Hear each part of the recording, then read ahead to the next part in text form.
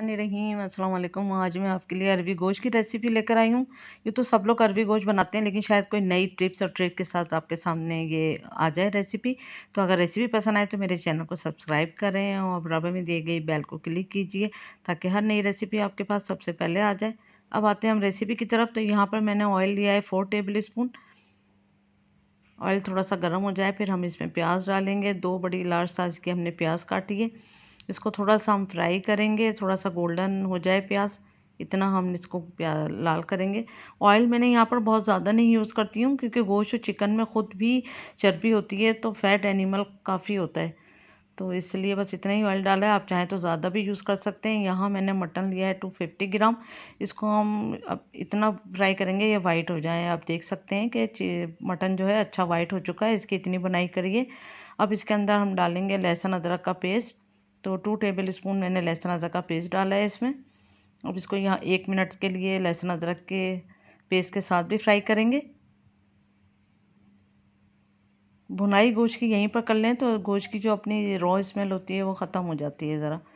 तो अब यहाँ पर भी इसको फ्राई कर लिया। अब इसमें हमने हल्दी पाउडर डाला 1/2 टी स्पून। इसको थोड़ा सा कर देंगे मिक्स। आँच को कर लें स्लो। मसाला डालते हुए ऐसा ना हो कि गोश्त लग जाए। लाल मिर्चों का पाउडर डाला हमने 1 टी स्पून। कुटी लाल मिर्च डाली 1/2 टी स्पून। धनिया पाउडर डाला है हमने 1.5 टी स्पून। ज़ीरा का पाउडर डाला है 1 टीस्पून। अच्छी तरह करें इसको मिक्स और चंद सेकंड के लिए यहाँ करा हमने इसको फ्राई।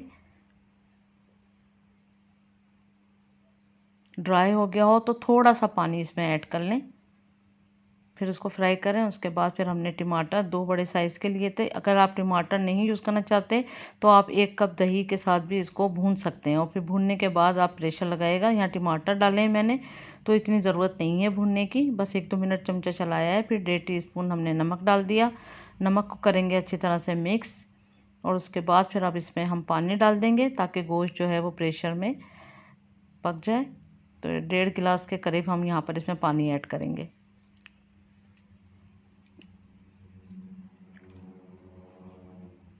अब इसमें लगा देंगे हम प्रेशर। तो तेज़ आंच पे हमने पहले इसको प्रेशर देना है और जब आपका जो प्रेशर बन जाता है और साउंड देने लगे उसके बाद फिर आप दरमियानी आंच पे 20 मिनट इसको कुक करें। इसी टाइम पे गोश्त गल जाता है। इतनी देर में गोश्त गल रहा है। फिर यहाँ पर हमने ऑयल लिया है। ऑयल को हम सिर्फ अरबी फ्राई करने के लिए ले रहे हैं। 1/2 kg हमने अरबी लिए। अरबी हमेशा याद रखें ऐसे साइज़ के लें और इस तरह काट लें। इसको इस तरह काटने के बाद इसको फ्राई कर लें। फ्राई करने का मकसद ये होता है कि ये जो इसका लेस होता है जो गोश्त के पानी में जाकर ये बहुत लेसदार हो जाती है, तो यहाँ पर फ्राई कर लेंगे तो इसका लेस ख़त्म हो जाता है और अरबी टूटती नहीं है। इसी तरह सारी अरबी फ्राई करने के बाद फिर अब हमने गोश्त का प्रेशर का ढक्कन हटाया है। तो गोश्त जो है हमारा गल चुका है, ऑयल जो है ऊपर सरफेस पे आ चुका है। अब यहाँ पर हमने अरबी भी डाल दी है। इसमें तकरीबन 1 गिलास के करीब पानी हम इसमें ऐड करेंगे। उसके बाद फिर अगेन प्रेशर लगा देंगे 5 से 10 मिनट के लिए। बस इतनी देर में अरबी जो है वो गल जाएगी। अगर यहाँ पानी ज़्यादा हो तो थोड़ा पानी ड्राई करें, जितना आपको शोरबा चाहिए। यहाँ मैंने थोड़ा ड्राई करा था पानी। फिर इसमें हरी मिर्चें डाल दें 2-3, फिर उसके बाद हरा धनिया डाल दें और फिर डिश आउट करें। ज़बरदस्त रेसिपी तैयार है। देखें आप ऑयल कितना सरफेस पे आया हुआ है। तो हालांकि मैंने बहुत कम ऑयल यूज़ किया है, लेकिन एनिमल फैट भी होता है जिससे ये बाद में बहुत ऑयल होता है। तो उम्मीद करती हूँ आज की रेसिपी आपको पसंद आई हुई। Thank you for watching. दुआ में याद रखें, अपना ख्याल रखें। अल्लाह हाफिज़।